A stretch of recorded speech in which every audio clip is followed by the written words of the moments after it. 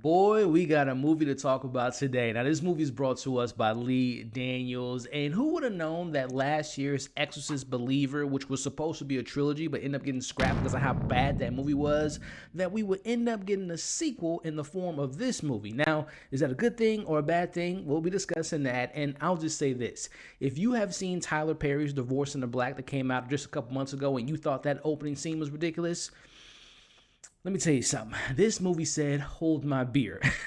We'll be discussing that and much more in today's spoiler-free review of The Deliverance.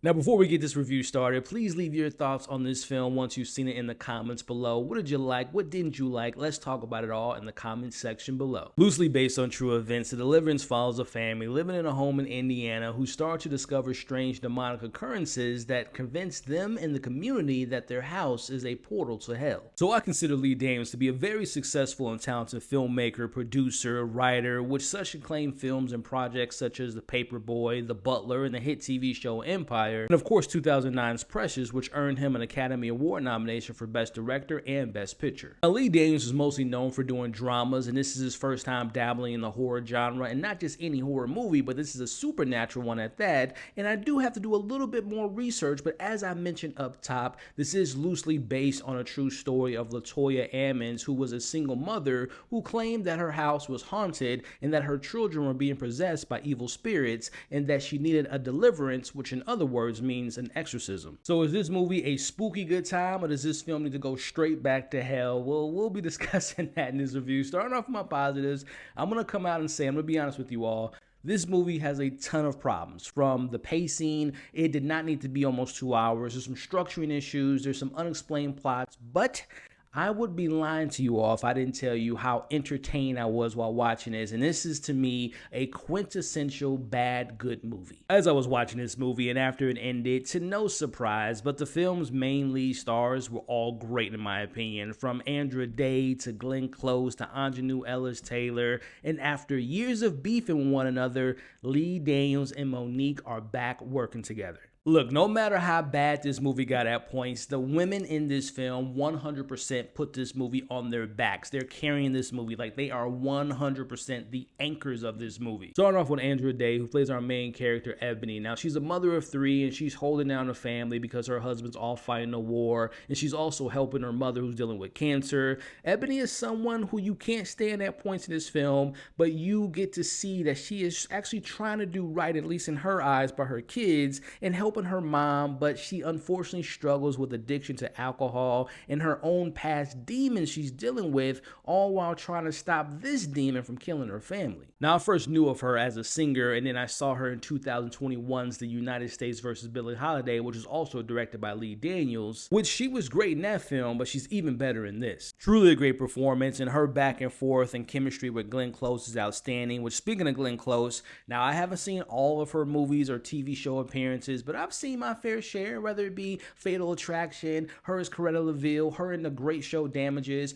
But even though I haven't seen all her projects, I feel confident in saying that you have never seen Glenn Close in a role like this before. Alberta is one of the most interesting and memorable characters of this year for me. I want to see Halloween costumes of her. I want to see cosplays of her. More importantly, I want to see her memorable lines from this film on a t-shirt. Give me all the memes. What a hilarious but fascinating character. And not to give too much away, but yes, she is a white woman who has a mixed child and definitely has a thing for black men and has a very toxic relationship with her daughter, but she's found God. But that won't stop her from calling you a bitch. I'm telling you all, she is a scene stealer, and there is a scene that takes place later on in the film, and the way she delivers that line had me laughing for 10 minutes straight. I'm telling you all, this is a home run of a performance by Glenn Close. Now, while our supporting characters weren't in this film a ton, but with their limited screen time, they were still important to the story. Starting off with Aunjanue Ellis, who plays a reverend who knows a lot more than meets the eye. Again, she's not in it a lot, but she's one of the best actors alive, and she does a lot more than what she's given. Switching gears and talking about Monique, who plays Cynthia, who's a social worker in this film. Now, she plays a lot for the laughs, in my opinion, in this movie, but when the film asks for her to give you more dramatic moments, she landed those, especially with a particular scene she has with Ebony's character, which talks about what it means to be a parent. That scene there really hit home on the emotional beats. Now, as far as the younger actors in this film, I thought they were fine. They served the purpose of this narrative, and notably you have Caleb, who we all know from Stranger Things as Lucas. He's okay. He has a dramatic scene in this film. I thought he was able to show his acting chops, and there's also a scene later in the film that kind of has him being more physically demanding. I thought he kind of nailed in that moment. The daughter in the film is okay, and then you have the younger kid who's like 9 or 10. He goes by the name of Andre. He's targeted the most by this demonic entity, and the kid was fine. I thought, again, all the kids did the best that they could. I thought some of the direction wasn't the greatest. I thought some of the line delivery wasn't the greatest. But again, the kids were fine in this film. Now, speaking to one of the more standout elements to me about this movie was the film legit has a very compelling and interesting story about this family's trauma. I rarely ever buy into these modern horror movie families and dealing into their drama and what they got going on, or even buying into them as characters in a situation. For example, we had a horror film that came out by Blumhouse by the name of Night Swim, which I did not care about that family at all. This movie had the opposite effect on me, where I honestly cared more about the story with Ebony and her mom and how she was as a mother and how we got to see that play out in this film. Ebony isn't a good mom at points in this movie, and it stems from her upbringing and the situation that shaped her as a kid that you find out later in this movie, and it makes you understand her a bit differently once you discover what happened to her. So kudos to Lee Daniels, who does what I think he does best as a director, which is focusing on the human story, the family drama, diving into what it means to be a single mom and having a white mom and that complex relationship. And I thought that the drama was easily, to me, head and shoulders the best part of this film. Now, lastly, you may be wondering, is this a scary movie? Is this a legit horror movie that will get people excited? Well, I've said this many times on the channel, and I will continue to say this, that when it comes to horror movies, what scares me might not scare you, and vice versa. Like, I think horror is maybe the most subjective genre besides like comedy, because we all have different sense of humor. But when it comes to the horror, I will say, to me, it wasn't that great, and we'll talk about that in my criticisms. But I will say the third act had some good moments of tension and some good body effects and some good horror tropes that I really enjoyed, and it definitely pays homage to some of the more better possession films such as The Exorcist and also 2013's The Conjuring. Now, switching gears and getting into my cons, but I want to get the nitpicks out of the way first. Again, these are things that you might not have noticed or things you didn't care about, but there's little things like timing, referring to like, okay, you established they just moved to Indiana, but yet there's some bullies up the street that's picking on Nathaniel, and you know him and you know them, and it's like, how y'all know each other if you just moved into town? Like, little things like that. There's a structuring issue. Like, there's a moment in the film where things are strange going on in the house, but we go from things are strange to no, we got a demon in the basement. It goes from 0 to 100 really fast, and the build to that didn't work for me. And there's other moments where I feel like the cohesion was missing. There's a flow that just felt off, and there's little details that kind of bother me. Again, little nitpicks, doesn't affect my score or my overall experience. It's just things that I noticed while watching this film. Again, I have a lot of them, but those are kind of some that come to mind. But getting into my actual criticisms, things that do affect my score, things that kind of bothered me while I was watching this film. Now, like I mentioned earlier, I'm going to do some more research on the true story because I do find it fascinating. But from what I was able to find, I feel like the film missed an opportunity to really explore this idea that what if this was actually all made up? Now, once you see the film, and of course, if you just saw the trailer, the film takes a stance. Like, all the stuff that's happening took place. It was real. There was a demon in the house, and there was all crazy stuff going around. But again, doing my little research and watching some of the interviews before I actually watched, or after I watched the film, psychologists and people that was involved, some people kind of made it seem, and doctors kind of made it seem like LaToya may have made this up. Like, she was making her kids think that there was a demon in the house. And I thought that that's an interesting story. And the film kind of plays on that, but then it takes a stance that, no, this all actually happened. And again, I thought that the film could have been more compelling, more interesting if they would have told that line better, where it's just like, is this real? Did that happen? But like I said, to put their flag in the ground, say, no, this happened. But I feel like it was a missed opportunity to maybe explore more of, is she lying? Is this a manipulative situation? Because as I mentioned earlier, Ebony is a mother that has her issues and she has her ways about her. But again, there was a missed opportunity to really explore that, towing that line of what was real and what wasn't real. Which, sticking to the idea of the narrative that was going on in this film and how the film tackles the race of it all, right? With Hollywood, there are tropes that we've seen a bazillion times that I just kind of get tired of at this point. Like there's there's a single mom, it's a broken home, there's addiction going on, there's white people not listening to the black people. So there are tropes that I kind of roll my eyes at, but then in the back of my head, I'm thinking, well, this is loosely based on true events. So they're probably taking some elements and creating some other things. Like there's different names, there's different things that went on that didn't happen in the real story. But going back to like the race and the tropes of it all and how Hollywood plays to the black stereotypes, I just felt like the film missed some of the nuance. Like we touch very on the surface level. Lee Daniels touches on black mom not being listened to by white doctors, her having a white mom and her mom being into black people, black men in particular. It's just like, it's very surface level. And I feel like there was more opportunity to explore the nuances in those relationships, the nuances in the social commentary of how black people are looked at when it comes to how they treat their kids, you know, social services. So a lot of surface level things that I can appreciate them at least bringing it to the forefront.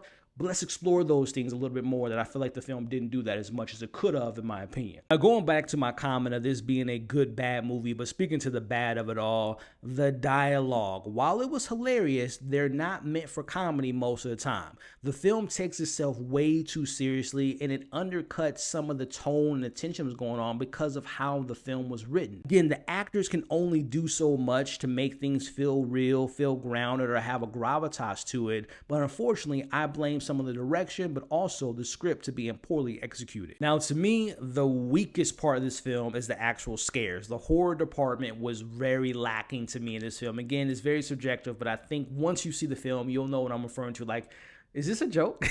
What I mean by that is the first two halves, when it comes to the horror and the scary and the tropes of like a kid staring at the corner or bumping his head against the wall or bumping his head against the door, it's played like a parody to me. Like it's almost felt like I was watching a scary movie. I'm not talking about a scary movie. I'm talking about the scary movie, the parodies that the Wayne brothers did. Like it's played like a joke. And for me, when those moments happen that are meant to be serious, the tension and the scares, once again, were undercut by the actor's reaction, by the direction, by the dismissiveness of what was going on. And again, it just felt like one big comedy. Now, yes, most of your possessing supernatural horror movies follow a certain path, a certain narrative, a certain pattern. So I don't blame this movie for copying and pasting, but it all comes down to execution. And to me, you can tell that Lee Daniels isn't comfortable with handling horror. Again, this film has great drama, but minus some silent moments in the last 20 minutes, the horror beats were so bad and so unintentionally funny to me. Now, if you all have seen the Amazon Prime show by the name of Them, which had 2 seasons, and season 2 just came out a couple months ago, and I covered it on the channel, check it out. But speaking to Them season 1, if you guys haven't seen that, basically just a quick rundown. There's a black family that moves to Compton, and there is a demonic entity in their home, and I won't give too much away, but you find out that this entity targets black families. And bringing it back to this film, this movie makes it seem like the entity is in this one house, but it seems to be in a black community, and it seems to only target black people, but it doesn't really explain the whys and the what's and what's it doing. Like there's a lot of unexplaining that was going on that just kind of made it frustrating. Like, what is the actual goal? Like, yes, it's demonic and it just wants souls, but it kind of ignores that element of the story. And again, thinking about the horror elements, things just happen. The horror elements were just so weak, and there's a lot of the things that just didn't add up, that didn't make sense, and made for some good laughs, but cohesively speaking, did not work for me. So those are my main pros and cons in my opinion. But before I share my final thoughts on the film and give you all my score and let you know if it's worth checking out on Netflix, if you made it to this point in the video, I want to take the time to thank you all. Hit the like button, share your thoughts on this movie in the comments below, and also consider sticking around by subscribing to the channel. Overall, The Deliverance is the unexpected better version of what The Exorcist Believer was going for, with having compelling characters and relationships I was invested in, but unfortunately, The Deliverance completely fails on delivering the scares. But again, I found myself entertained by the unseriousness of this movie, and it gave me some of the best laughs I've had all year, but sometimes bad movie can provide some good times. I'm going to give The Deliverance a 2.8 out of 5. This is one of those rare occasions where I gave a film a low score, and listen, I was close to giving it a 3 out of 5 because the drama and the acting is really good in this film. Like, I will give Lee Daniels that. But as a horror film, it fails the mark, at least for me. And again, it is so... I might do a spoiler review for this film because there are just some scenes. I think about the scene in the school, and again, if you've seen Tyler Perry, the Black and Divorce film, and that opening funeral scene, like, that was crazy.